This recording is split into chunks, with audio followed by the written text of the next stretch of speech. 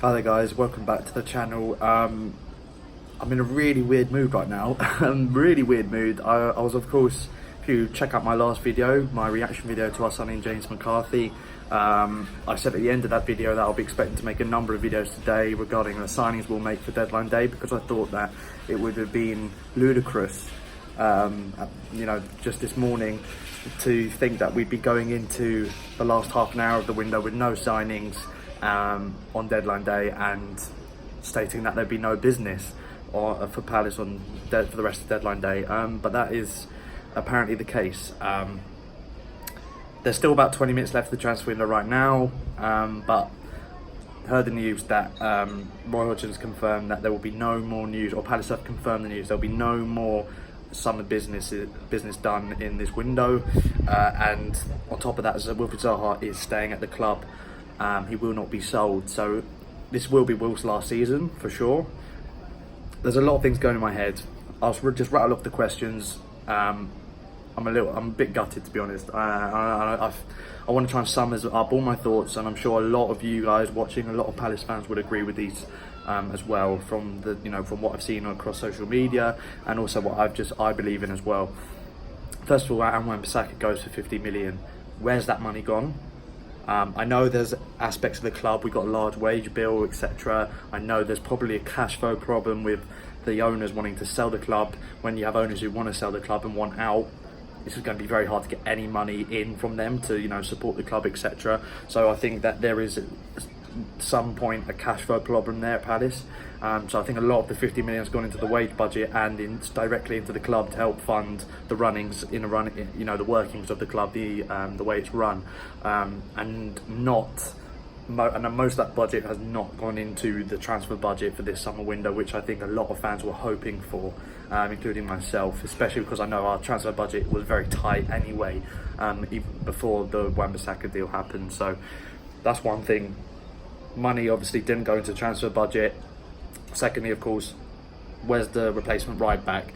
I think that is the most disappointing part of this whole window, is that we had at least 3 or 4 weeks after Wan-Bissaka left to go to United to source a right back and replace him, and the club have not done that.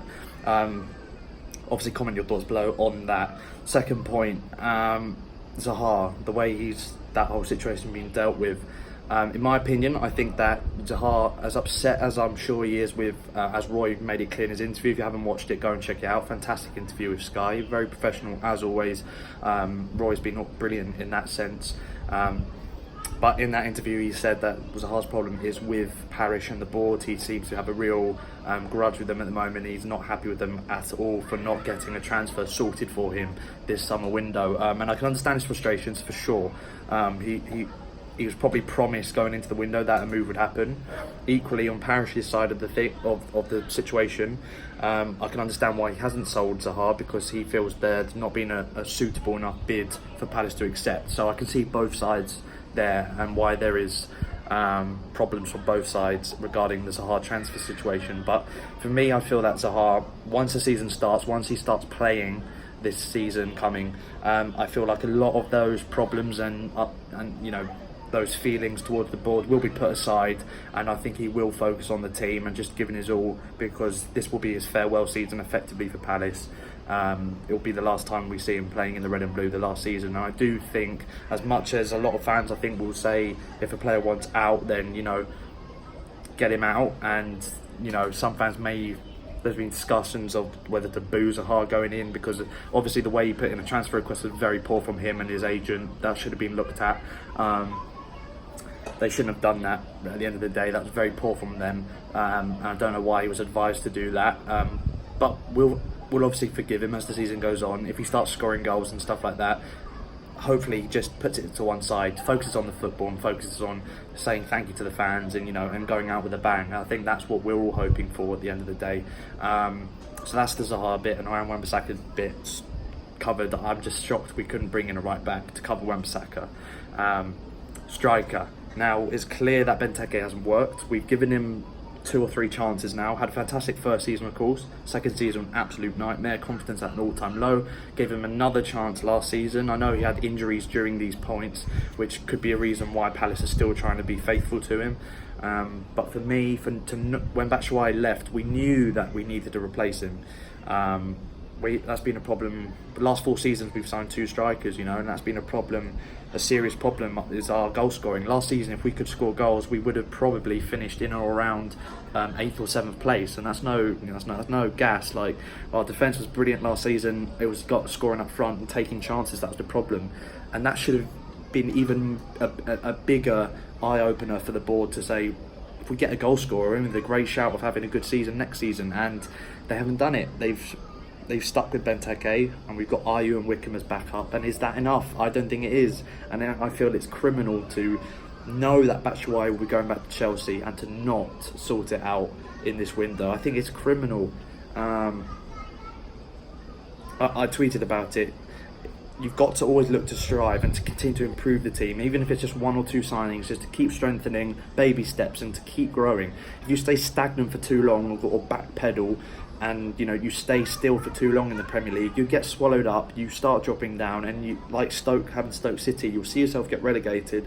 And like West Brom, for example, they weren't happy with Pulis and staying in and around where they were and focusing on just having stable seasons and slowly growing. They wanted some more expansive, better football, and they didn't have the players for it, and they changed, and it didn't quite work out, and they went down as well. But if you're stagnant and you don't focus on baby steps and continually growing the team, you're going to get sucked into into a relegation battle. And for me, I think going into this season, we will be lower than we were last season. I think we'll go a few steps back. I think we will stay up. I think there are definitely 3 teams worse than us, even with a weaker squad than we had last season. I think we have a strong enough squad to stay up, but it's frustrating because we shouldn't be talking about relegation. We shouldn't be talking about relegation battles.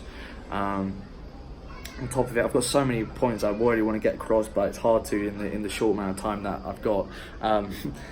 In terms of the incomings, like yesterday, Camarasa and McCarthy I was happy with, because I think they offered good depth in the midfield. But again, midfield was not the issue for us in going into this window. It was right back and striker, and also backup winger.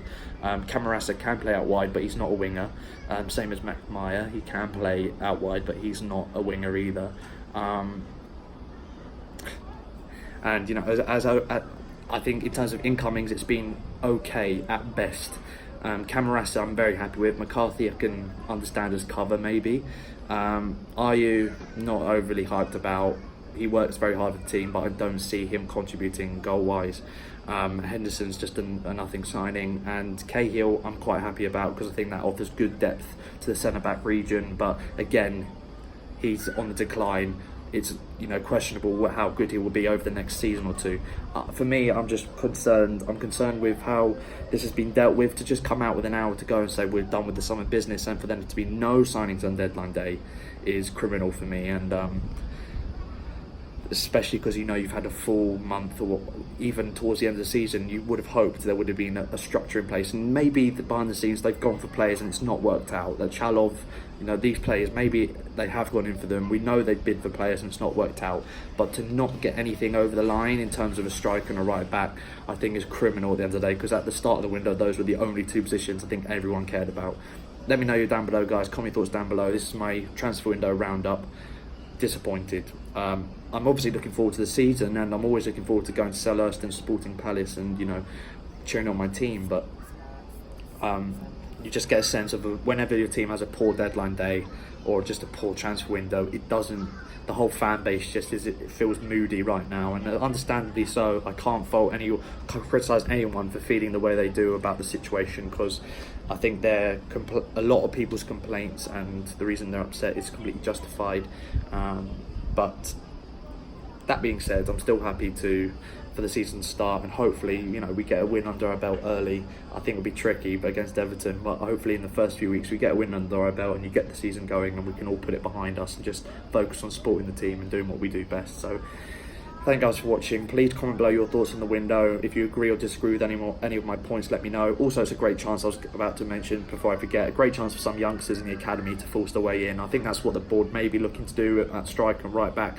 James Daly, maybe Mitchell, some of these youngsters that have been knocking on the door the last few seasons. Hopefully it's their chance, and hopefully they look at it as their chance to break into the first team and to make a name for themselves, and hopefully try and get themselves into the mix. Maybe that's what the club are looking to do another Wan-Bissaka this season. If so, it's a big risk. Are they ready to step up? For me, I don't think that's what the club are trying to do, but it's a great chance for the youngsters to make a name for themselves and to try and force their way into the first team. So hopefully they do that. But let me know your thoughts down below, guys. I've talked about a lot of points there, but let me know your opinions on the transfer window in general, and also on Zaha as well. Staying for a season, which I'm happy about, because hopefully he can now put everything behind him and just focus on going out in style, having a good final season with us, and putting all his problems with Parish aside, and look to just and the fans, hopefully get him on his side and try and give him a good send-off for this season. So thank you guys, like, share, subscribe, and obviously I'll be doing a preview tomorrow, hopefully, for the Everton game, and the season gets underway. Thank you guys for watching.